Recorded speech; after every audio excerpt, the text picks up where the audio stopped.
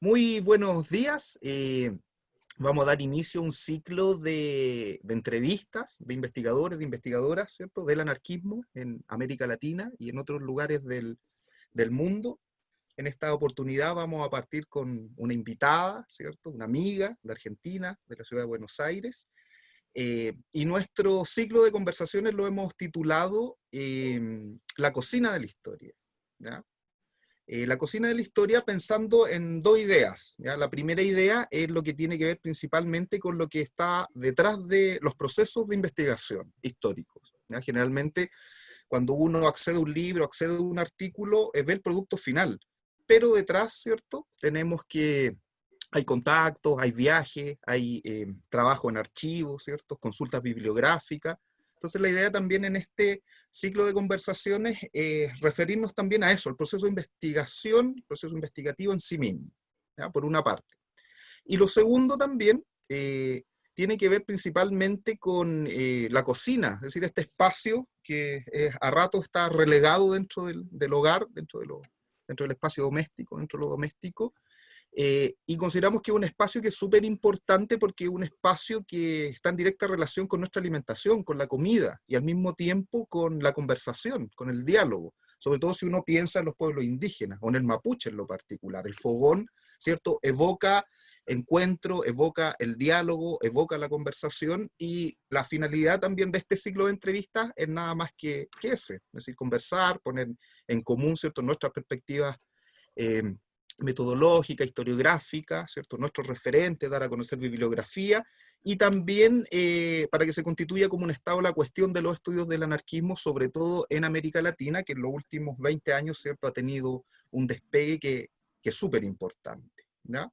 Yo les decía que tenemos una invitada el día de hoy, no había dicho el nombre porque ahora lo voy a decir, que Ivana Margarucci, decía, ¿cierto?, que ella es una investigadora del CEDINSI, ¿cierto? Está cursando su doctorado por la Universidad de Buenos Aires, es parte es coordinadora del programa de investigación del anarquismo, ¿cierto?, del CEDINSI, eh, y sus líneas de investigación tienen que ver principalmente con el mundo andino, con el mundo, con el anarquismo en el mundo andino, en Perú, ¿cierto?, en Bolivia.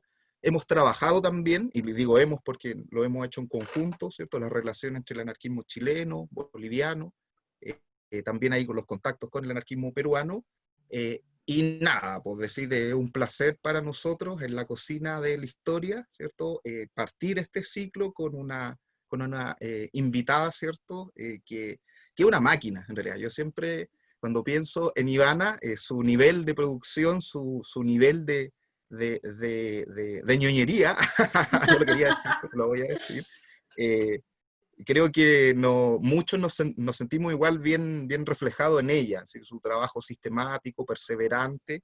eh, Nada, yo creo que es un estímulo para todos los que hemos trabajado en el último tiempo anarquismo, ¿cierto?, desde este lado de la cordillera. Entonces, vamos a partir esta entrevista, ¿cierto?, esta primera entrevista en la cocina de la historia, preguntándole a Ivana cuándo comienza su interés precisamente por la historia, y en particular cuándo comienza su interés por la historia del anarquismo, ¿ya?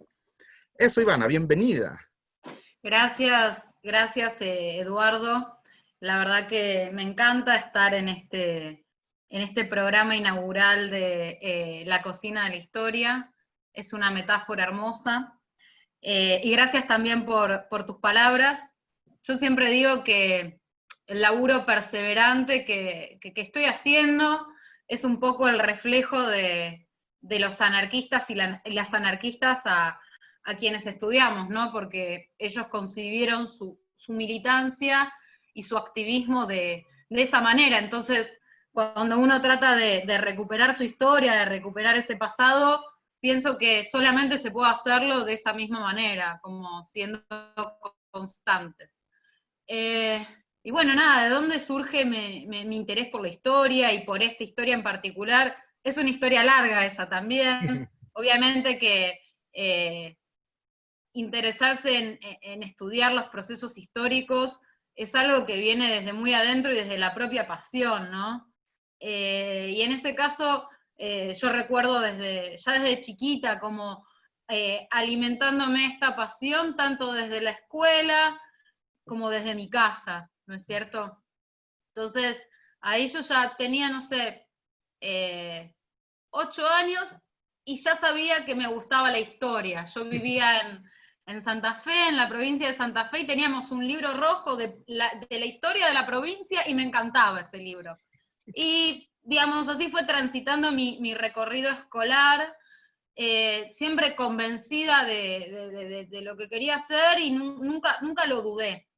Y en ese recorrido yo descubro la historia del anarquismo, la historia del anarquismo argentino en la Biblioteca Popular José Ingenieros, que sus estantes son una prueba evidente de la importancia que tuvo el anarquismo acá en la Argentina, ¿no? Que tuvo el anarquismo en las primeras décadas del siglo XX, pero que de alguna manera esa importancia se fue reconvirtiendo, resignificando, y que volvió a emerger en los últimos años a propósito del estallido que se produjo en el 2001, ¿no? Y ahí éramos muchos los jóvenes intentando buscar claves con las que analizar el presente y con las que insertarnos en la militancia por fuera de las lógicas político-partidarias vigentes. Así es como yo llego a la historia del anarquismo. Yo estaba empezando mi carrera universitaria como profesora de historia, también un poco convencida que quería ser profesora, docente de historia, y en ese tránsito me fui como vinculando más con la cuestión de la investigación, lo cual no son dos actividades disociadas, pero sí obviamente cuando uno va formándose, va viendo hacia qué lado perfilarse. Y en 2008 viajo por primera vez a Bolivia, y yo digo que viajo por primera vez a América Latina, porque hasta ese momento los viajes que había hecho, que no habían sido muchos, me mostraban más de lo mismo, ¿no es cierto? Y este viaje que yo hice a Bolivia me mostró algo nuevo. De alguna manera el viaje a Bolivia fue, como te decía, conocer la realidad latinoamericana que muchas veces en las grandes capitales, como Buenos Aires, como Santiago, uno no la ve. Entonces, cuando yo viajo, había hecho una lectura previa de un texto de Pablo González Casanova, donde él hablaba de la influencia que había tenido en las tesis de Pulacayo. Las tesis de Pulacayo fueron unas tesis, un programa político que se dieron los mineros, que aprueba la Federación de Mineros en 1946, con una profunda raigambre trotskista. Entonces, bueno, ¿cómo puede ser que un documento trotskista en realidad tenga un sustrato anarquista? Y en realidad la pregunta que yo me hago a raíz de este texto y de esta inquietud, es una pregunta que sigo intentando responder hoy en día. ¿Cómo fue posible que el anarquismo, que fue una ideología europea y fundamentalmente obrera, llegara primero y se arraigara después en un país de las características políticas, sociales y culturales de Bolivia? Y ahí pienso que es interesante pensar el caso boliviano para explicar la incidencia del anarquismo en América Latina, no solo en estas ciudades puerto en las que estamos nosotros, como Buenos Aires o como Santiago o Valparaíso, sino en aquellas regiones del continente que poco o nada se parecen a Europa. Entonces ahí, Ivana, ¿cómo estudiar, es decir, el anarquismo boliviano desde Argentina, como lo ha hecho, ¿cierto? Y también en Bolivia, considerando el tema de los archivos, considerando el tema del acceso a documentación, a fuentes, ¿cierto? Bibliografía, etc. Bien, creo que es un tema complejo y que remite al corazón de estas palabras de la cocina de la historia. Pero en realidad me parece que cuando hablamos de estos temas tenemos también que pensar la cuestión de la historiografía. O sea, en primera instancia pensar la historiografía como esa masa de producciones que hay disponibles con las que nos topamos cuando decidimos investigar un tema. Y acá, digamos, ya para empezar hay una primera cuestión o una primera dificultad que tiene que ver con aquello que yo llamo el desbalance, la desconexión entre historia e historiografía.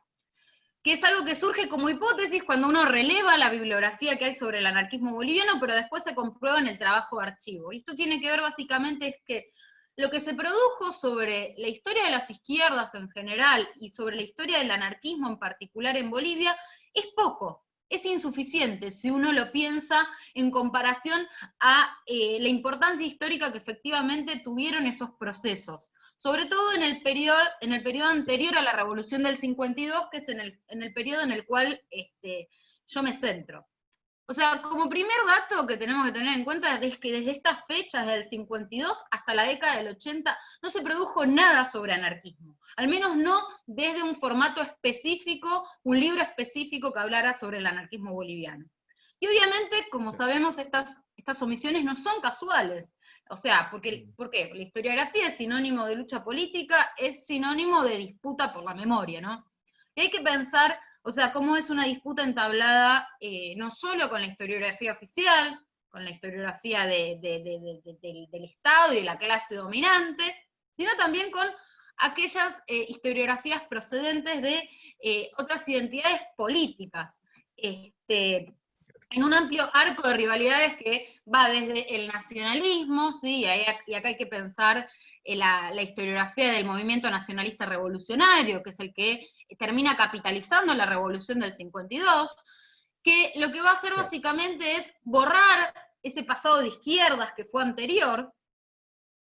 Y en este amplio arco de rivalidades también hay que pensar a las historiografías de izquierda, ¿no? Siendo, me parece, como la mayor exponente la historia del movimiento obrero de Guillermo Lora, un militante trotskista del Partido Obrero Revolucionario, que si bien en este libro él rescata la experiencia del anarquismo boliviano, me parece que hay un intento deliberado, no sé, pongámosle un signo de interrogación a esa palabra, de acotar temporal y espacialmente esta experiencia del anarquismo boliviano, confinándola a La Paz, a lo sumo a Oruro, en la década del 20. La tesis fuerte de ese libro de Guillermo Lora es que el anarquismo desaparece después de la Guerra del Chaco, es decir, no existe más después de 1935. Y obviamente lo que uno empieza a ver a raíz primero de los trabajos que van a surgir después y con mi propia investigación es que eso no es cierto. Okay.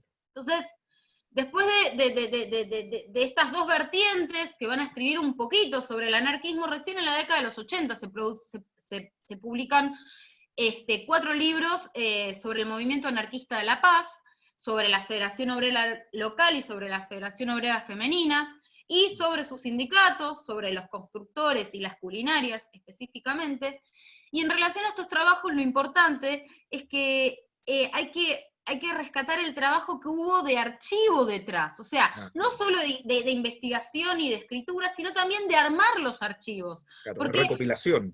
Recopilación, porque Silvia Rivera, junto con el equipo del TOA, lo que va a hacer en los 80 es primero hacer entrevistas a los militantes, que ya en ese momento eran viejitos, y también ir recuperando sus archivos, que estas entrevistas y esos archivos personales son los que fueron a parar a el archivo Luis Cusicanqui, que hoy resguarda el colectivo Cheje de La Paz.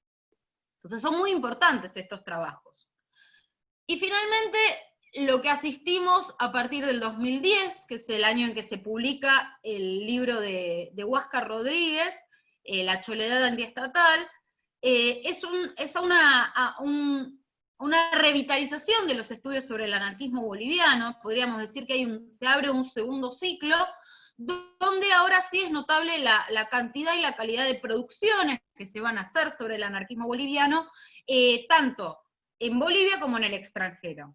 Y acá es donde me inserto yo. O sea, yo sin conocer lo que estaba pasando en Bolivia a propósito de la investigación que en ese momento estaba desarrollando Huáscar, empiezo a trabajar sobre este tema en el año 2008, que es el año que yo regreso a Bolivia, y ya, digamos, ese año presento una ponencia en un congreso que se publica al año siguiente. Pero yo no sabía que, digamos, en paralelo estaba trabajando Huáscar, después, bueno, Marcelo Maldonado y otros. Y de alguna manera yo vengo a dialogar con esos trabajos. Hay una particularidad, ¿no? a pesar de este boom que se da en estos últimos años, mi balance personal es que todavía hay un montón por hacer. Hay muchos baches temporales, geográficos, que me parece que es necesario llenar, y es lo que de alguna manera estoy intentando hacer yo con este trabajo, que bueno, que lleva ya más de 10 años, ¿no? Y ahí, perdón por toda esta introducción, es cuando llegamos al tema de No, las está bien. dificultades asociadas a las fuentes y a los archivos, porque toda esta historiografía previa es como, bueno, la base con la que uno parte. Y la realidad es que cuando yo me puse a investigar esto, no había demasiado. El tema con las fuentes es complicado por varios motivos. Y uno de esos motivos tiene que ver fundamentalmente con la distancia. Yo vivo en Buenos Aires y estudio algo que está a miles de kilómetros de distancia. Bueno, ¿cómo hacerlo? En ese primer momento, que yo todavía era estudiante de la carrera, es decir, no tenía ninguna clase de apoyo económico como para ir a hacer trabajo de archivo allá, el insumo que descubrí acá fue la prensa anarquista local. Yo hablo de que en este momento fue una suerte de abordaje transnacional instintivo, ¿no? Claro. Porque era lo que tenía a mano. Pero fue un recurso muy valioso, porque precisamente a raíz de la falta de documentación en Bolivia, a raíz de la censura, de la represión que había en ese momento, en estas publicaciones anarquistas de Buenos Aires aparecían cosas que en Bolivia no están. Entonces, lo que en primera instancia era una dificultad, después se terminó convirtiendo en una suerte de ventaja, digamos. Y ahí para mí, en esta primera etapa de la investigación fue muy importante el contacto que tomamos vos y yo, porque ahí fue, a partir de este trabajo en conjunto que encaramos, yo pude como de alguna manera sistematizar metodológicamente todo esto, porque ahí fue cuando empezamos como a unir las piezas, vos tenías las fuentes que venían de Chile, yo las de Argentina, y ahí de alguna manera como una triangulación entre Argentina, Chile, Bolivia, y también pienso que hubo una suerte de sistematización teórica, porque juntos fue cuando descubrimos esto del giro del enfoque transnacional que se estaba produciendo en la historiografía para pensar las relaciones entre el anarquismo boliviano y chileno. O sea, esta fue una primera etapa de la investigación. La segunda vino años después, cuando yo ya contaba con mi beca de doctorado, es decir, pude viajar a Bolivia. Y ahí uno dice, bueno, listo, está todo solucionado, pero no. O sea, hay algo que es muy, muy claro, ¿no? Cuando uno llega a hacer investigación de otros países, y tiene que ver con cómo la logística de la investigación histórica, digamos, tiende a presentar dificultades cuando se desarrolla en el marco de una cultura archivística que es diferente a la propia. Uno es un extranjero en un doble sentido, uno es un alien. Pero bueno, nada, uno con el tiempo se va adaptando y va aprendiendo a sortear también las dificultades que aparecen. O sea, Bolivia es un caso muy complejo en materia de archivos, o sea, son varias las dificultades que yo encontré, también muchas ayudas, y eso hay que destacarlo, pero en principio voy a referirme a dos dificultades que tienen que ver con la gran cantidad de documentación histórica que se perdió o que se destruyó con el paso del tiempo. Y segundo, la falta de archivos de las izquierdas, ¿no? O sea, acá nosotros tenemos como norte el CEDINS, y bueno, allá no hay nada parecido.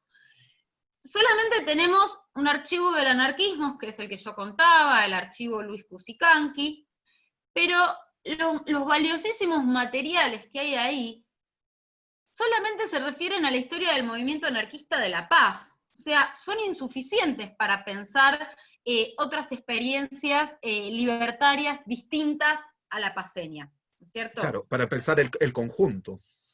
Ese es el tema, pensar el conjunto.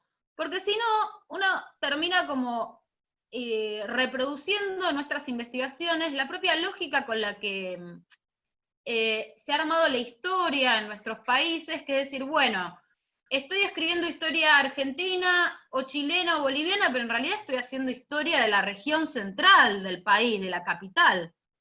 Claro. Y ahí es muy complejo, porque ¿qué pasa cuando los archivos solamente nos hablan de esas historias centrales?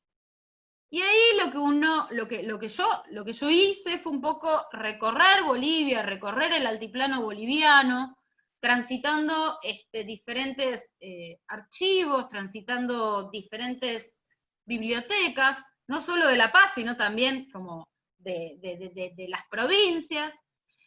Y ahí aparecieron nuevas fuentes, ¿no es cierto? Nuevas fuentes que no necesariamente tenían una afiliación anarquista, y esto también es importante. ¿Cómo estudiamos el anarquismo? ¿Solo desde los documentos elaborados por él? No, tenemos que ampliar el repertorio. O sea, en el caso de mi investigación, la mayoría de mis documentos no son anarquistas. Proceden de la prensa comercial, proceden de distintos niveles del aparato administrativo o estatal, no sé, pienso en el aparato ejecutivo, legislativo, judicial, Judicial.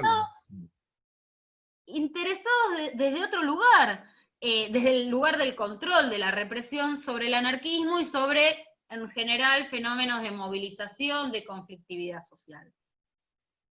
Entonces, bueno, un poco esta es la cocina de mi propia investigación. ¿Cómo salir del paso, cómo sortear todas estas dificultades? Y finalmente en este proceso lo que yo terminé descubriendo es una historia muchísimo más rica de la que yo tenía originalmente en mi cabeza, ¿no? Cómo de esas dificultades, detrás de esas dificultades hay posibilidades y nuestro objeto de estudio se va como reconfigurando, ¿no es cierto? Entonces, en eso estoy, tratando de armar una tesis en la cual haya un diálogo entre las partes que integran el conjunto, ¿no es cierto? Y por conjunto yo me refiero a distintas experiencias libertarias, sindicales o culturales, colectivas y biográficas que animaron distintas geografías urbanas y rurales de esa primera mitad del siglo XX boliviano. Sí, sin duda va a ser un gran aporte. Cuando ya tengamos esta investigación, nos vamos a dar cuenta de que efectivamente es un gran aporte. Ivana, ¿y cómo me podrías referir brevemente al contexto en el que irrumpe el anarquismo boliviano, pensando también ahí en las diferencias que existen, ¿cierto? Con el caso argentino, con el caso chileno, con otros casos sudamericanos?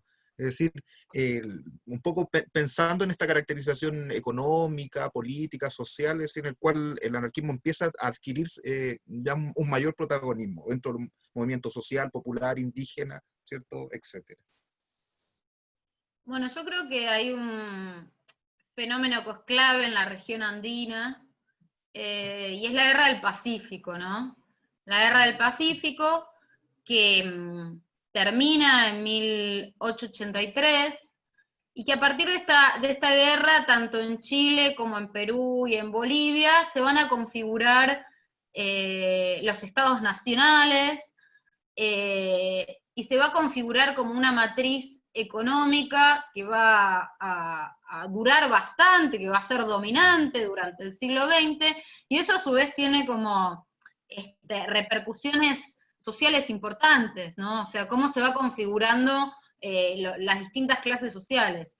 En particular, la Guerra del Pacífico añade una variable más en el caso boliviano que tiene que ver con la pérdida del litoral pacífico, ¿no? Y cómo esto configura un país mediterráneo, un país confinado, aislado geográficamente, que además Bolivia en ese momento no supo resolver, o sea, este confinamiento no lo sabe resolver con una política ferroviaria que básicamente está pensando en el traslado de mercancías y de mano de obra. Es decir, no hay acá un proyecto ni de inmigración ni de colonización serio, y esto tiene repercusiones porque a Bolivia, a diferencia de otros países, no llegan prácticamente inmigrantes europeos, son muy, muy pocos. Entonces, acá tenemos dos cuestiones, ¿no?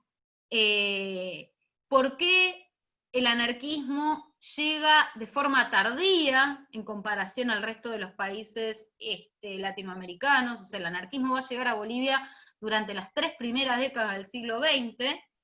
¿Y cómo llega, no es cierto? O sea, no va a llegar a través de los inmigrantes, ¿sí? Que es esta hipótesis que en realidad habría que problematizar un poco incluso para el caso de nuestros países, como medio de difusión del anarquismo desde Europa, sino que en el caso boliviano lo hace a través de estas vías indirectas sobre las cuales concentramos nuestra atención cuando estudiamos las relaciones del anarquismo chileno y boliviano.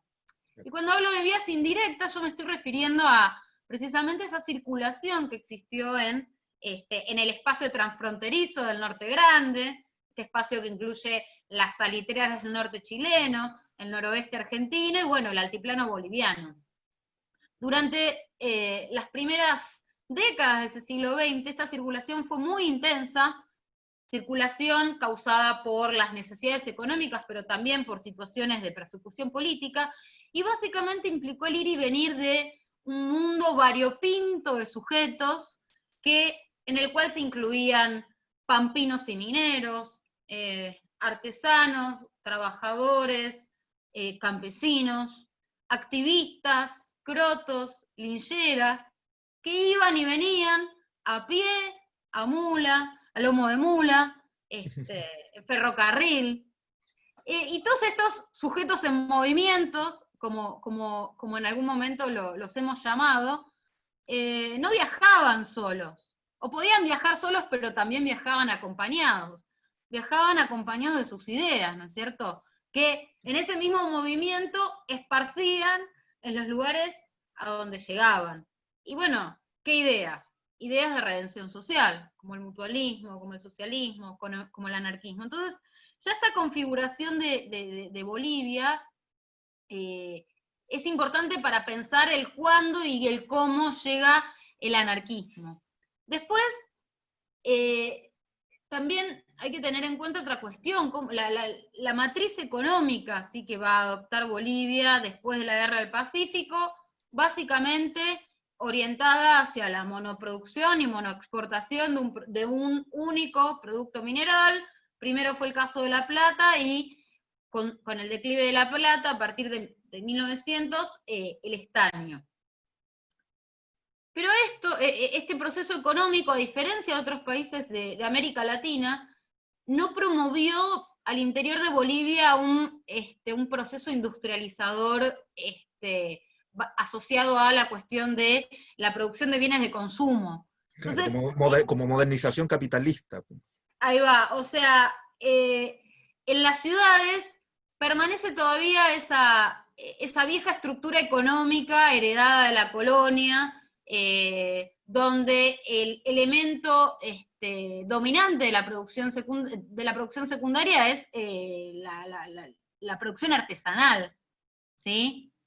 Y esto, o sea, tiene repercusiones en el sujeto, que en definitiva va a ser el receptáculo de ese anarquismo que está llegando desde los países vecinos. Entonces, en Bolivia tenemos en las ciudades una presencia mayoritaria de artesanos, junto con una fuerza de trabajo en transición, que algunos autores han dado a llamar la idea de proletario de oficio, y pocos trabajadores industriales, cuyo número obviamente va a ir creciendo en la medida en que se vaya activando lentamente este proceso de desarrollo industrial. Pero siempre van a ser pocos, ¿no es cierto? Y fuera de las grandes urbes, lo que sí va a haber es una masa de trabajadores importante, no tanto en términos numéricos, sino por su peso en el proceso productivo, que tiene que ver con los trabajadores del estaño, con los mineros. Pero a su vez estos mineros tienen una condición bastante particular, es que son campesinos indígenas que vienen de las comunidades, ¿no? Y acá llegamos a lo que define a la economía y a la población boliviana de la primera mitad del siglo XX. La cuestión indígena, la cuestión campesina, ¿no? Tenemos una gran masa de población indígena o campesina de origen aymara y quechua trabajando y viviendo, ¿sí? En las haciendas del altiplano, todavía, y hasta la revolución del 52, bajo formas de producción, bajo relaciones sociales arcaicas, precapitalistas, podemos decirle. Entonces, bueno, ¿cómo esta configuración social tan particular de Bolivia también va a incidir en quiénes van a ser los y las anarquistas? Eso es interesante, Ivana, porque efectivamente yo creo que estas condiciones permiten o posibilitan de una u otra forma las singularidades del anarquismo boliviano. Y quizá aquí sería interesante que te refirieras quizá a estas singularidades, si uno también nuevamente las compara con el anarquismo, por poner un ejemplo del Río de la Plata, que es profundamente europeizante y que tiene que ver también con quienes lo propagan, con quienes lo diseminan en este espacio, que son principalmente inmigrantes europeos. Pero como tú señalabas, en el caso boliviano, es decir, la singularidad que tiene el caso boliviano desde el punto de vista económico, desde el punto de vista social, también condiciona de una u otra forma las características particulares que va a tener este anarquismo, al menos durante la primera mitad del siglo XX. ¿Te puedes referir a ellas, por favor? Bueno, ahí es gracioso, ¿no? Porque cuando voy a Bolivia, o mismo acá en Argentina, mucha gente me pregunta, bueno, pero ¿por qué no me dediqué a estudiar anarquismo argentino? Que era más fácil, ¿no? Porque tengo todas las fuentes acá, no tengo que moverme mucho, no tengo que hacer grandes viajes. Y la realidad es que yo, cuando empecé a estudiar la historia del anarquismo, me interesaba, por supuesto, la historia del anarquismo argentino, pero cuando descubrí el boliviano dije, listo, ya está, que siga haciendo lo otro. ¿Y por qué? ¿Qué es lo que captó mi atención? Bueno, lo que captó mi atención fue esta cuestión de la originalidad que le es inherente al anarquismo andino, como a mí me gusta llamarlo, precisamente producto de la reapropiación, de la resignificación ideológica que hicieron esos sujetos que lo receptaron y que lo encarnaron, ¿no? Y cuando hablo de reapropiación y de resignificación ideológica, que es una cuestión que ya planteaba Silvia Rivera, pero que es lo primero que yo empecé a trabajar en estos trabajos iniciales, que yo hice allá por el 2008, pienso primero en los padres del anarquismo, ¿no? Proudhon, Bakunin, Malatesta. O sea, ¿cómo piensan al campesino? Piensan al campesino europeo, al que tenían al lado. O sea, y lo interesante del anarquismo es pensar, a diferencia del marxismo, en el campesino como un sujeto revolucionario en pie de igualdad que el obrero. Ahora, ¿pensaron en el indígena americano? No. ¿Pensaron en la cuestión étnica? Tampoco. Esa tarea necesariamente tuvieron que tomarla los anarquistas de nuestro continente al enfrentarse en su lucha cotidiana con estas cuestiones. Y la realidad es que uno quisiera encontrar un montón de anarquistas que piensen de una manera progresista la cuestión campesina, la cuestión étnica, pero no es así. O sea, hay que decirlo, hay muchos anarquistas que, sobre todo desde las ciudades estas europeas o europeizantes, Claro. tendieron a reproducir el discurso, si no racista, al menos etnocéntrico, dominante, que denostaba al otro diferente por sus costumbres, Al por su bárbaro. forma de vida, y planteaba la necesidad de incorporar al negro, al mestizo y al indígena a su civilización blanca. O sea, eso hay que reconocerlo, hay que decirlo. ¿Qué pasa con Bolivia? En Bolivia, si bien hubo algunos anarquistas que reprodujeron total o parcialmente este discurso, la realidad es que desde lo colectivo encontramos una actitud diferente. Y eso es lo atractivo del anarquismo boliviano, ¿no? Me parece que uno de los aspectos más originales del movimiento libertario en Bolivia tiene que ver precisamente con el diálogo que estableció, tanto en el plano ideológico, pero también organizativo, con un espacio que es diferente a la ciudad, que es el campo, ¿no? Estos vínculos, este diálogo entre anarquismo e indigenismo, por llamarlo de alguna manera. Y bueno, ahí lo que otros han hecho, y acá el trabajo de Marcelo Maldonado es muy importante, y donde yo también trato de insertarme, es ver cómo se dio este proceso, cómo se dio este diálogo, ¿no? O sea, y en líneas generales lo que uno ve es que hubo como diferentes instancias de aproximación en contacto entre 1920 y 1940, o sea, se dio en la larga duración, pero además, bueno, producto de la situación política de Bolivia y demás, no fue un proceso lineal, sino que tuvo como avances y retrocesos, ¿no? Pero es interesante ver cómo, por ejemplo, los vínculos que el anarquismo desarrolla en los 20 se retoman después en la década de 1940 con la experiencia muy importante de la Federación Agraria Departamental. Yo hablaba de lo organizativo, pero no hay que dejar de lado lo ideológico, cómo el anarquismo piensa la cuestión indígena, y acá me parece que es fundamental el aporte que hace Luis Cusicanqui.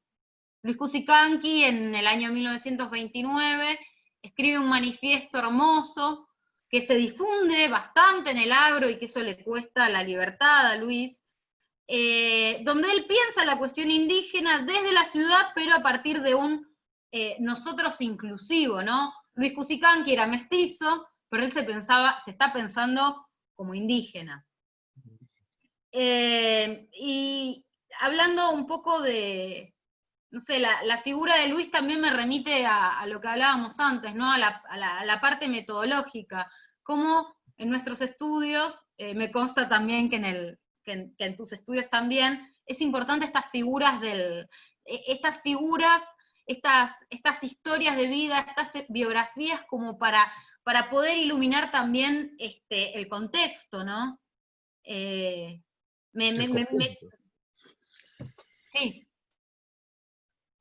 Para Me iluminar el parece, conjunto. para iluminar el conjunto, para iluminar la cultura política de la que eran parte estos sujetos.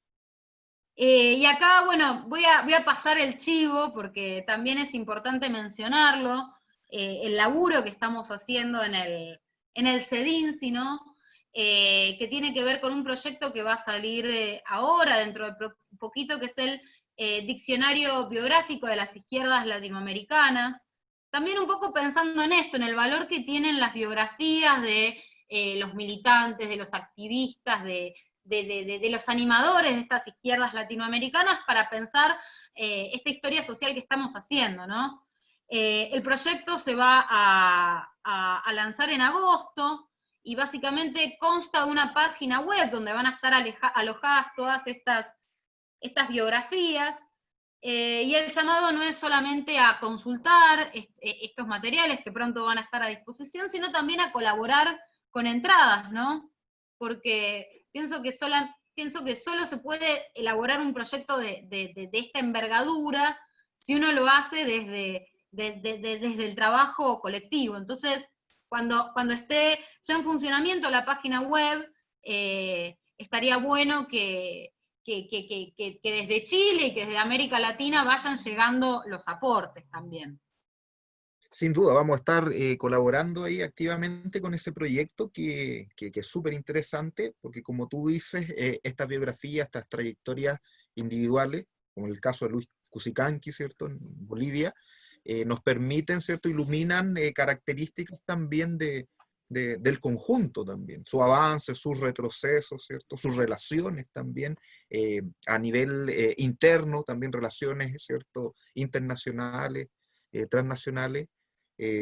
Sin duda ahí vamos a estar pendientes, ¿cierto?, de este proyecto que se va a dar a conocer ahora en agosto, como tú dices, y aportando también, o incentivando, ¿cierto?, a que al menos desde acá, desde Chile, se aporte. Ivana, Sí, yo creo que una cosita, Eduardo, yo creo que desde nuestro lugar de jóvenes investigadores e investigadoras del anarquismo, tenemos que repensar un montón de herramientas que se han utilizado tradicionalmente para hacer historia del anarquismo. Y en eso estamos. Digo, pensar, bueno, replantear el tema de las fuentes. O sea, ¿sirve estudiar el anarquismo solo a partir de sus propios periódicos? No.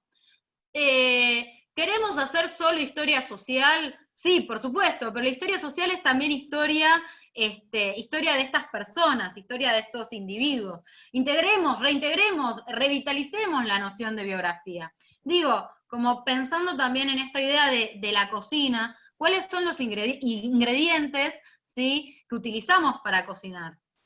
Porque obviamente una receta va a salir mejor en la medida en que utilicemos diferentes ingredientes y que renovemos esas recetas también, ¿no es cierto?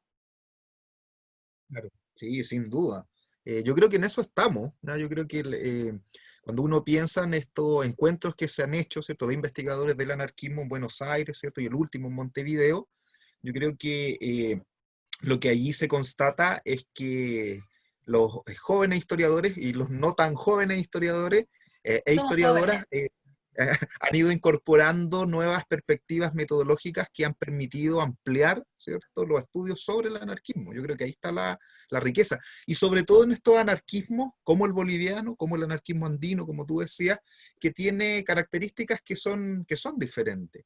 Porque ahí yo te quería también preguntar, es decir, ¿qué pasa con estas nociones? Estoy pensando en Carlos Taibo, ¿cierto?, y en su libro en lo particular de anarquismos de ultramar, con estas nociones, si es posible aplicar para el caso boliviano esta noción de anarquismo híbrido, pensando en la importancia, como tú decías, y apoyándote también en Silvia Rivera Cusicanqui, ¿cierto?, en lo relevante que lo étnico, lo indígena, en su propia configuración.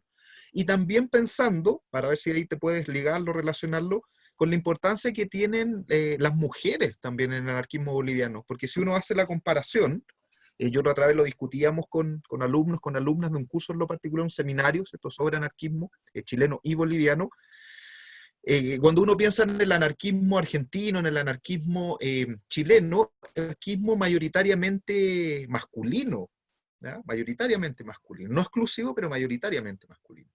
A mí me da la impresión, y te lo pregunto, ¿cierto?, porque tú lo has investigado con mayor profundidad, ¿qué pasa ahí con las mujeres también? Me da la impresión de que una de las singularidades del anarquismo boliviano también tiene que ver con el rol activo que juegan las mujeres. Entonces son dos cosas. Uno, la noción de anarquismo híbrido, ¿cierto? Si es posible aplicarlo, cómo lo entiendes, si tú crees que es pertinente, no es pertinente. Y lo otro, pensando nuevamente en las singularidades, tú ya te referiste a lo indígena, al tema de las mujeres. Eso. Bien. Empecemos con lo de anarquismos híbridos, que tiene que ver con lo anterior que estábamos hablando antes de las biografías. O sea, yo siempre digo que hay que pensar el libro de Carlos desde el lugar donde está escrito, desde España. Eso Europa. ya cambia un montón. Sí, eso desde ultramar. O Claro. sea, eso ya cambia un montón las cosas respecto a cómo pensamos nosotros el anarquismo desde América Latina y cómo se lo piensa desde Europa. Para mí, ahí el ejercicio que hace él es súper válido y, o sea, y hay que destacarlo, de salir de esta noción del anarquismo europeo y tratar de pensar los puentes que hubo entre el anarquismo y los mundos no occidentales, en particular con el mundo indígena de América Latina. Y ahí, bueno, el esfuerzo que hace él es súper destacable. Yo no sé si estoy tan de acuerdo con esta idea de anarquismos híbridos, porque si bien lo que yo decía es que existió una convergencia en el anarquismo boliviano entre esta dimensión urbana y rural, entre esta cuestión artesanal, obrero e indígena, me cuesta todavía pensar en el tema de la confluencia del anarquismo con lo que Taibo llama las prácticas libertarias de los pueblos indígenas, ¿no? Claro. Porque ahí lo que hay que problematizar son estas prácticas libertarias de los pueblos indígenas. Y eso implica todo un trabajo que no sé si nosotros podemos ponernos a hacer en nuestras propias investigaciones sobre anarquismo, que es ver efectivamente cómo vivían esas comunidades indígenas antes de la conquista, después de la conquista y durante las llamadas repúblicas. Digo, efectivamente, esas comunidades indígenas se organizaron en esos momentos de acuerdo a estas prácticas, a estos principios libertarios o protolibertarios.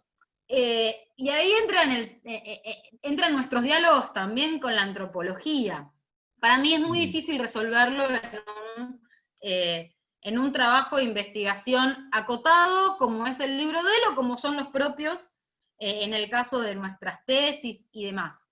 Y yo, digamos, llamo la atención sobre esto, sobre no caer en idealizaciones, ¿sí? No caer en idealizaciones sobre el discurso que los anarquistas tenían hacia el mundo indígena, no caer en idealizaciones de cómo vivían esas comunidades que se organizaban de acuerdo a una lógica diferente a la nuestra, pero también comunidades que estuvieron durante muchos años atravesadas por la lógica del Estado, pensando desde el imperio inca en adelante, ¿no es cierto? Del mismo modo existe esta noción de, bueno, el comunismo incaico, pero el Estado, el imperio inca, el Tahuantinsuyu, no era comunista. Entonces digo, como hay que pensar estas nociones, hay que problematizar estas idealizaciones antes de hablar de o aplicar así como tan a rajatabla este concepto de anarquismos híbridos. O sea, yo ahí encuentro una necesidad de seguir trabajando el tema antes que, bueno, catalogar esto es anarquismo híbrido o esto no.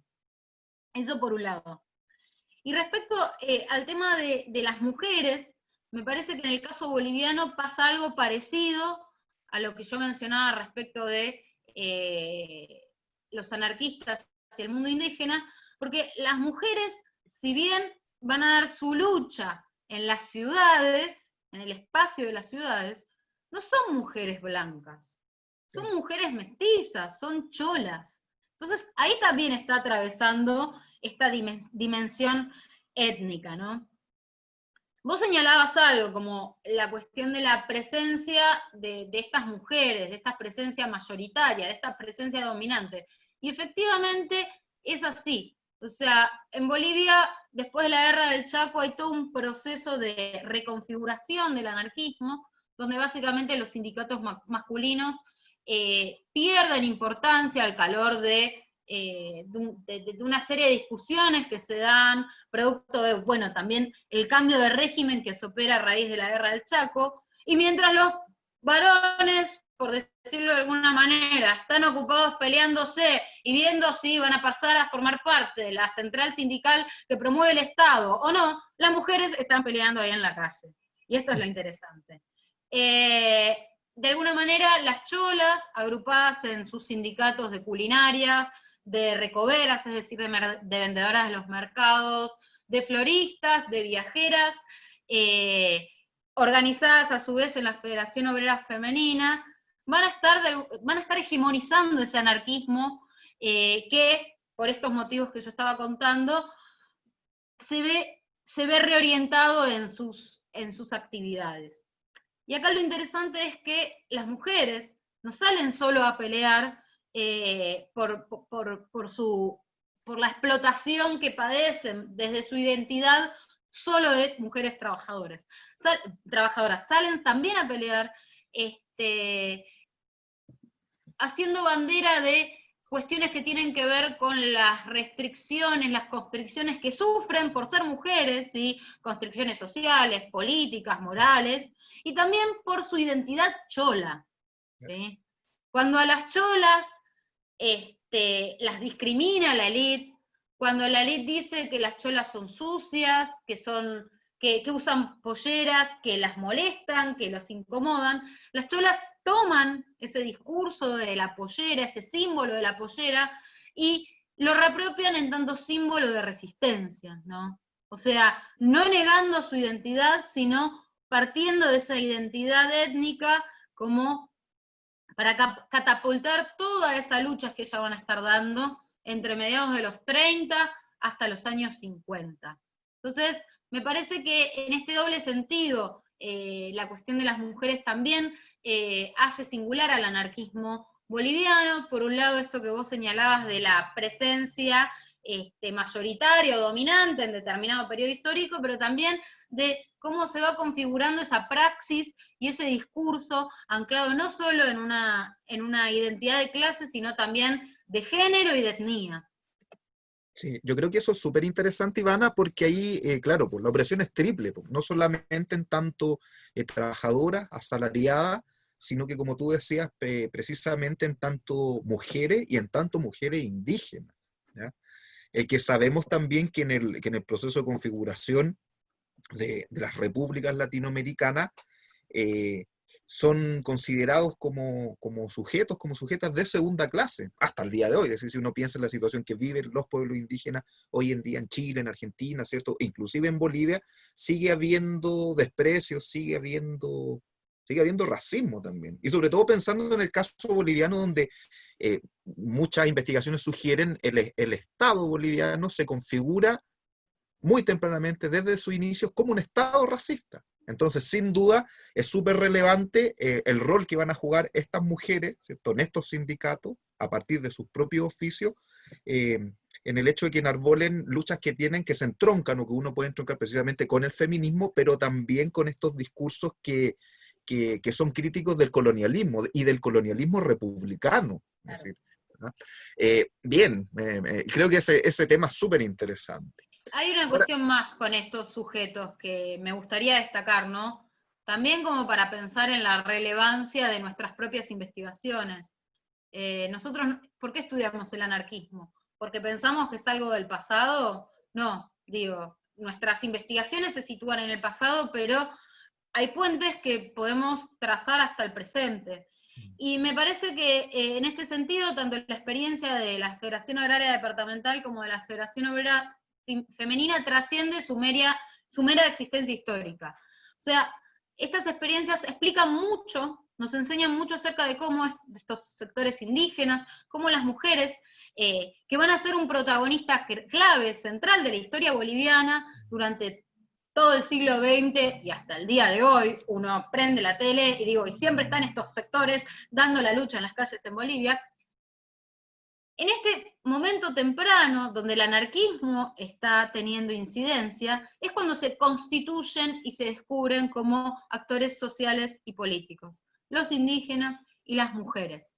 Y acá quiero hacer una aclaración, no es gracias al anarquismo, sino a través de el anarquismo, que de alguna manera estos indígenas, estas mujeres, van a conquistar en los hechos, ¿sí?, esa participación política y ciudadana restringida que la República tenía para ofrecer. O sea, frente a este sistema político excluyente y racista, el anarquismo va a mediar para que estos sectores luchen contra eso y en el mismo proceso de lucha se vayan constituyendo como un actor político, como un actor social, cuya relevancia, digamos, la podemos rastrear en toda la historia boliviana del siglo XX y más allá.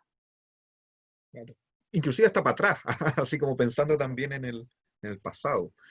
Ivana, claro, hemos hablado claro, de la importancia de las mujeres, hemos hablado del campesinado, sabemos quiénes son también los enemigos del anarquismo, ya cuando uno piensa en el contexto en el que el anarquismo irrumpe, ¿cierto? O estos anarquismos en plural irrumpen en América Latina, sabemos que sus enemigos por antonomasia son el Estado y las clases dominantes, ¿no? Pero también sabemos que hay momentos de encuentro y desencuentro también con quienes disputan su misma base social de apoyo, por decirlo de alguna forma. Es decir, ahí estoy pensando en otras corrientes ideológicas, ¿cierto? En otros sectores políticos que van a discutir con el anarquismo. En el caso boliviano, si uno piensa, claro, ¿qué pasa con estos encuentros, desencuentros con los marxistas, con los comunistas, si uno lo piensa como en el sentido más amplio? ¿Hay diálogo, no hay diálogo? ¿Hay discusiones, no hay discusiones? ¿Hay cercanía, no hay cercanía? ¿Qué nos puedes decir al respecto? Bueno, yo creo que este tema hay que pensarlo en dos planos, ¿no? Por un lado, el plano histórico y por el otro lado, el plano ideológico, por llamarlo de alguna manera. Y como vos bien señalás, hubo encuentros y hubo desencuentros, o sea, hay que mirarlo de esta forma dialógica, dialéctica. O sea, el anarquismo como una fuerza social de los trabajadores se encuentra y se desencuentra con el socialismo más reformista, con el comunismo alineado a la Tercera Internacional y con el trotskismo. O sea, todas estas variantes del marxismo partidario son las que encontramos en Bolivia en esta primera mitad del siglo XX. O sea, el anarquismo siempre dialogó con estas corrientes desde el intercambio y desde el debate, o sea, desde el encuentro y desde el desencuentro. En el plano histórico, me parece que lo que hay que pensar para estas primeras décadas del siglo XX, o sea, cuando el anarquismo está naciendo, o utilizando la metáfora linda, tan linda que usan Eugenia Bridiquina y Pilar Mendieta en un libro reciente que trata de estos temas, el amanecer en rojo, como ellas lo llaman. O sea, el anarquismo comparte mucho con el socialismo. El anarquismo comparte desde los mismos canales de difusión ideológica hasta la pertenencia común a diferentes espacios gremiales. Pensemos sindicatos, federaciones obreras, centros sociales. O sea, ninguna de estas dos corrientes en 1910 y un poquito más allá va a lograr imprimirle a esas organizaciones un rumbo ideológico preciso, una orientación definida. Me parece que es en la década del 20 cuando empiezan a darse las disputas más fuertes, ¿no? Porque por un lado el anarquismo está creciendo, es decir, empieza a ganar terreno entre los artesanos y los trabajadores, y por el otro lado el socialismo, post-revolución rusa, está mirando lo que está pasando en Rusia, ¿no? Donde el socialismo como que el socialismo marxista se va como centrando, cerrándose más sobre sí mismo. Y acá empiezan las discusiones, que uno las puede como ya ver bien claras en los congresos obreros donde participaban socialistas y anarquistas. Hay dos congresos obreros en los 20 en Bolivia, en el 25 y en el 27, y en este último año es cuando la Federación Obrera de La Paz, la Federación Obrera del Trabajo de La Paz, se parte y surge la Federación Obrera Local, pasándose a definir estrictamente por el anarquismo, y la Federación Obrera del Trabajo queda como la central sindical socialista. En Oruro, que es un caso que yo estoy estudiando, también se van a dar estas discusiones, fuertes discusiones entre el anarquismo y el socialismo, alrededor de 1930, y es interesante porque en este año, en 1930, precisamente tiene lugar el cuarto Congreso Obrero, donde se terminan de romper, digamos, estas dos, se produce la ruptura entre anarquismo y comunismo, y cuando los comunistas se van, se retiran del Congreso, los anarquistas llaman al Congreso el primer Congreso Obrero Libertario, ¿no? Como también hay una disputa por los nombres. Pero es interesante señalar que más allá de estas disputas, la situación económica y política particular que atraviesa Bolivia en esos años tan críticos, esos 30, hacen del contexto un escenario común de lucha. O sea, hay disputas, hay desencuentro, hay debate, pero el anarquismo y el comunismo se siguen encontrando, ¿no? Se siguen encontrando en las peleas que dan contra la desocupación y el hambre, contra la represión, y con diferencias tácticas y estratégicas contra la guerra del Chaco, ¿sí? Y acá la guerra del Chaco me parece que hay que pensarla no solamente como un enfrentamiento contra un enemigo externo que es Paraguay, sino también como un enfrentamiento de las élites contra un enemigo interno, que es precisamente ese anarquismo y ese comunismo que en esa coyuntura tan crítica amenazaba con trastocar el orden establecido. Es muy fuerte la represión que va a venir durante la guerra del Chaco hacia estas dos corrientes, y eso explica mucho de cómo se va a dar o cómo se va a posicionar el anarquismo después de la guerra, ¿no?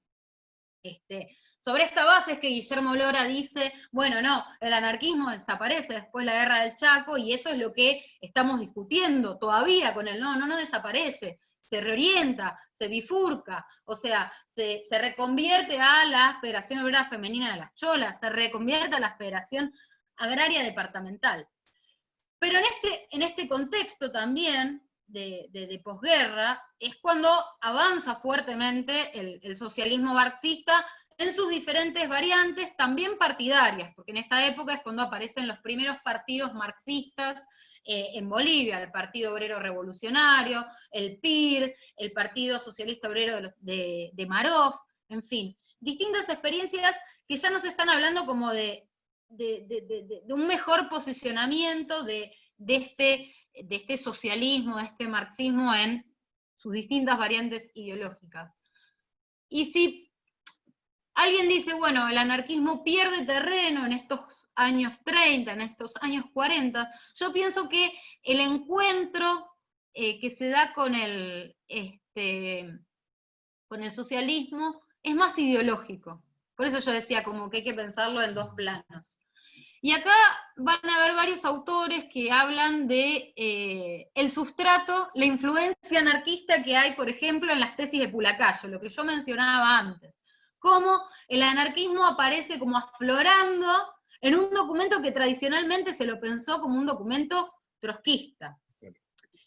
Y si bien, digamos, hay discusiones con estos autores, una de las principales autoras que sostiene esta hipótesis es Magdalena Cajías, yo pienso que no es ilógico, no son ilógicos sus argumentos, porque, o sea, hay bastante de verdad en esta teoría de la irradiación, cómo el anarquismo y el trotskismo están dialogando desde lo ideológico, producto de el sustrato histórico en el que se anclan estas experiencias. O sea, ni los movimientos de masas, ni las ideologías son compartimientos estancos. Entonces, también me parece que en este nivel hay que pensar como los diálogos que hay entre ideologías, que en general uno tiende a ver, bueno, no sé, el anarquismo piensa esto, el socialismo piensa lo otro, pero bueno, hay un montón de puentes, de vasos comunicantes. Sí, lo que dice es súper interesante, también pensando en los estudios, ¿cierto? Los nuevos estudios sobre el anarquismo, porque, claro, cuando uno piensa en los estudios más clásicos, a rato generalmente se tendía a replicar este modelo como de historia de la idea, ¿ya? Y esa idea eran concebidas en muchos casos como casi ahistóricas. Y claro, y cuando uno piensa en estos encuentros, estos desencuentros, se da cuenta de que la idea anarquista, la idea y las prácticas anarquistas están operando en contextos determinados y en contextos donde también otras culturas políticas también están operando. Entonces, y como se disputan las mismas bases sociales de apoyo, son parte de los movimientos sociales populares e indígenas en América Latina, son parte de estos encuentros obreros, como tú decías, es decir, donde confluyen también gente con diversas militancias. Estas discusiones son interesantes también para ir puliendo quizás o ir precisando de mejor forma sus propios postulados. Entonces yo creo que es súper interesante cómo estos diálogos, estos desencuentros, ¿cierto? Permiten también estudiar sus propuestas político-culturales con mayor quizás profundidad. Y pensando también en eso mismo, porque estas discusiones a ratos no solamente son nacionales, sino que también internacionales. ¿Ya? Pensando, por poner un ejemplo que tú señalaste, o sea, el impacto de la revolución bolchevique, que tiene, que tiene un mayor impacto que inclusive que la revolución mexicana también, si uno piensa nuevamente en el caso latinoamericano. Pero, ¿qué nos podrías decir de las relaciones del anarquismo boliviano desde el punto de vista internacional, pensando en sus confluencias, pensando también en estos vasos comunicantes que tú nos señalabas anteriormente? ¿Con quiénes se relaciona, con quiénes dialoga, si es que dialoga?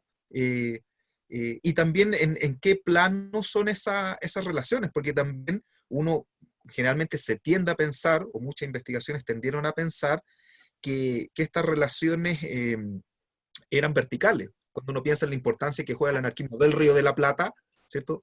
De Buenos Aires, de Montevideo en lo particular, uno siempre tiende a pensar que estas relaciones son verticales, pero cuando uno también va quizás puliendo el análisis, se da cuenta que en muchos casos estas relaciones eran de ida y vuelta, como también hemos señalado nosotros en alguna de nuestras investigaciones conjuntas. ¿Qué nos puede decir del anarquismo boliviano en ese sentido?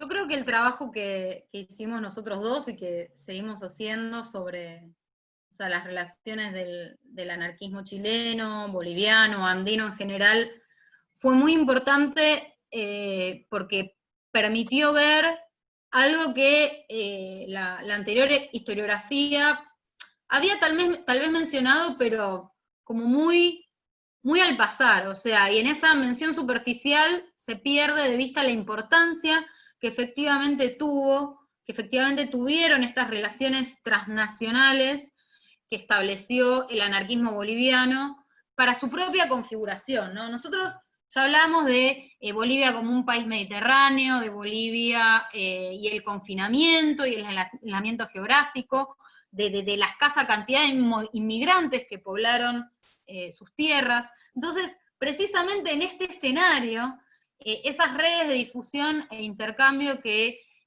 tendió el anarquismo boliviano con el anarquismo chileno y argentino fueron muy importantes, fueron superlativos, diría, para pensar cómo el anarquismo boliviano va a surgir y se va a desarrollar, ¿no? Pensando en lo que recibe el anarquismo boliviano, estos materiales de prensa, de difusión y de propaganda, estos activistas, como algo que lo alimenta, ¿no es cierto? Y ahí en este trabajo de reconstruir estas redes, que no es una tarea para nada fácil, me parece que los puntos geográficos claves que uno tiene que ver, que unen esta red de redes, es algo que yo mencionaba antes, el tema de los arrieros y el tema de las vías del ferrocarril, ¿no? Yo veo el mapa de la región andina y me imagino puntos como unidos por líneas a través de estas rutas, ¿no? Y esos puntos, en el caso de Bolivia, son La Paz, es Oruro, es Tupiza, y en el caso de nuestros países, en el caso de Argentina y de Chile, son las regiones norte y las regiones centrales, ¿no? En el caso chileno, estoy pensando en Iquique, estoy pensando en Antofagasta, como puntos nodales de toda esa pampa salitrera casi infinita, y desde ahí hasta Santiago. Y lo mismo para el caso de la Argentina, ¿no? O sea, seguir el trazado de la vía del tren que llega a Villazón y desde ahí a las principales cabeceras del noroeste argentino. Pienso en Jujuy, Salta, Tucumán, Buenos Aires, y cómo Buenos Aires hace de nexo también con un anarquismo con el cual se relacionó y mucho el boliviano, que es el anarquismo uruguayo, ¿no es cierto? Como cuando éramos chiquitos que nos hacían dibujar una a los puntos, bueno, un poco este es el juego. También hay que pensar el vector que procede desde Perú, porque Perú está ahí al lado, ¿no es cierto? Y ahí, bueno, yo pienso que el factor distancia entre La Paz y Lima es importante para pensar por qué son tan débiles los vínculos. En el caso de la relación entre el anarquismo boliviano y peruano. Pero si uno sigue indagando, ¿no? Sigue como haciendo este trabajo de arqueología documental, que es lo que, de algún modo es lo que hacemos nosotros, aparecen los vínculos que hubo, por ejemplo, en una temprana etapa del anarquismo tanto peruano como boliviano, a partir de las figuras de los intelectuales radicales y librepensadores, ¿no? Hay algunas figuras que yo estoy estudiando en este momento, una de ellas es Lin Urquieta, otra es Leopoldo Urmachea, que con su presencia en La Paz, ya sea física o a través de lo que escriben y envían a los periódicos, están también aportando a esta temprana difusión ideológica de las ideas del anarquismo, que en este momento también como que se confunden con las ideas del liberalismo radical, las ideas de los libres pensadores y hasta incluso de los masones. Los masones, Entonces, sí. tenemos este mapa complejo, que es el mapa que une a Bolivia con Chile, con Argentina, con Uruguay, con Perú, y acá es importante destacar eso que vos decías, ¿no? Como estas relaciones no son unidireccionales, o sea, no vienen desde los lugares en teoría más desarrollados, como podríamos pensarlo Argentina y Chile, hacia el lugar más débil, de menor desarrollo, como en nuestros mapas mentales podríamos concebir a Bolivia. Son de ida y vuelta, porque nosotros lo vimos cuando estuvimos estudiando este tema, cómo el anarquismo de Bolivia, si bien reciben, también da un montón. da un montón desde lo político, publicando en los órganos de prensa del anarquismo chileno y argentino, desde lo económico, cuando dicen, bueno, enviamos dinero para sostener tal o cual lucha, y mismo los militantes que llegan a Bolivia, o que son de Bolivia, van a estos países y también cuentan sus propias historias. Y ahí de alguna manera también aportan complejizar este mundo que tiene metido en la cabeza el anarquismo chileno y argentino, que es un mundo de trabajadores blancos. ¿Sí? Entonces me parece que está bueno también esto que vimos nosotros, para seguir pensándolo respecto de los caminos de ida y de vuelta. Yo pienso que esto de las conexiones transnacionales del anarquismo latinoamericano es un tema que hay que seguir investigando, es un tema que de hecho, bueno, ha tenido mucho desarrollo en los últimos años de la mano del enfoque, del giro transnacional, pero lo que nosotros también veíamos cuando investigábamos estos temas es cómo todavía este giro tiene una predilección por el área atlántica en detrimento del eje del Pacífico. Y entonces, bueno, parecería ser que hubo relaciones transnacionales en el área de, no sé, el Río de la Plata o en la región del Caribe, pero en la región andina no es tan evidente. Y ahí, bueno, lo que yo decía de unir con líneas esos puntos que nos marcan estas ciudades o estas estaciones ferroviarias, me parece que es un tema que hay que seguir avanzando, y también pensar, bueno, cómo se dio esta relación entre el anarquismo boliviano y peruano a propósito del área que bordea el lago Titicaca, por ejemplo. Digo, como para pensar en puntos sobre los cuales, en nuestra agenda como investigadores, sobre los cuales necesitamos seguir echando luz y seguir trabajando. Hay algo que yo pienso que cierra un poco, que resume esta cuestión del anarquismo boliviano y esta investigación que yo estoy tratando de hacer. Creo que la experiencia del anarquismo boliviano es relevante desde un plano histórico, desde un plano político, un plano social, no solo para los sectores subalternos de Bolivia, sino también para la historia misma de América Latina, ¿no? Pensando en esta idea de relaciones de ida y de vuelta. O sea, porque de alguna manera el anarquismo boliviano también incidió en la historia social y en la historia política de los países de la región con los cuales se relacionó. Y esto, de alguna manera, vuelve a poner en valor, o sea, por qué es importante rescatar estas experiencias. Sí, bien, Ivana. Es interesante porque, y también entender que esas redes sudamericanas, latinoamericanas, también eran parte, esta idea como de red de redes, eran parte también del anarquismo internacional. Porque quizás uno puede pensar que, claro, efectivamente las relaciones entre Bolivia y Europa y el anarquismo europeo no son directas, pero siguen siendo igual indirectas. Es decir, también el hecho de ser parte de una comunidad, de una cultura política que por antonomasia es internacionalista, también está en conexión con problemáticas, con discusiones que se están dando en otros lugares del mundo. Entonces, también pensar estos anarquismos locales, ¿cierto? Regionales, como parte de una red que es mucho más amplia. Porque como tú decías, pensando un poco en esta figura, este ejercicio que tú hacías para el caso del anarquismo boliviano, yo recuerdo que cuando leí el texto de Carlos Taibo, de Anarquismos de Ultramar, y pensando, cuando se refiere a la importancia de los puertos, yo decía, en un mapa mundi quizás se pueden trazar precisamente esos puntos, y uno se daría cuenta de que desde el punto de vista así como visual gráfico, de que hay una conexión que es mundial igual.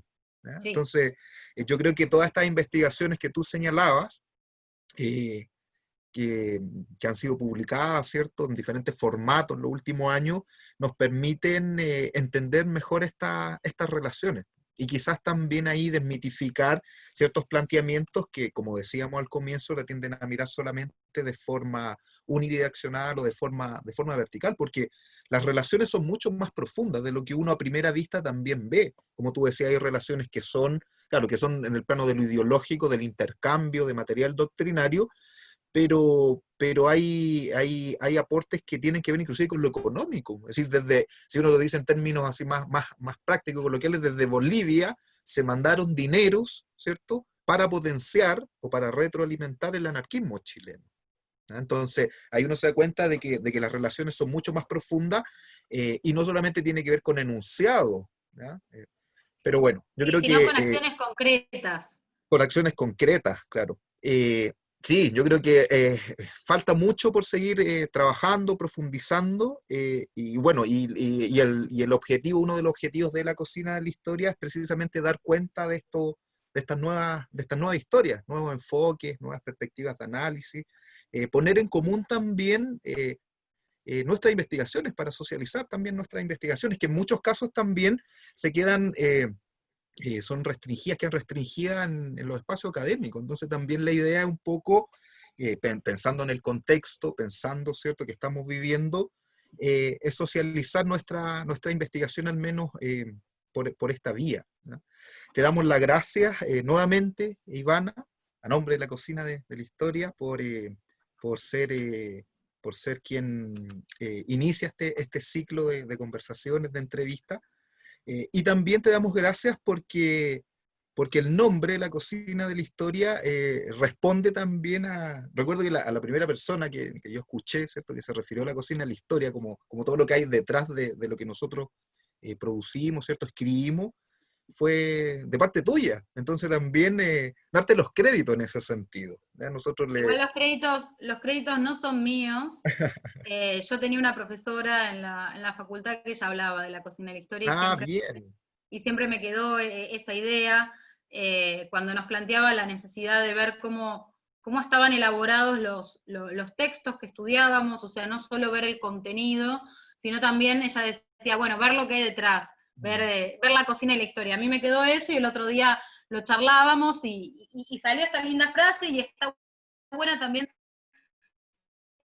como para ponerla en circulación, precisamente porque nuestros trabajos no es que, digamos, surgen de la nada, sino hay un montón de laburo puesto, un montón de horas dedicadas a, por ahí, escribir una página. Pero bueno, sí. pienso Bueno, que pienso que es lo que hay que hacer, ¿no? Porque, o sea, si no, esa página que escribimos con tanto esfuerzo es una parte del pasado que no sale a la luz nunca.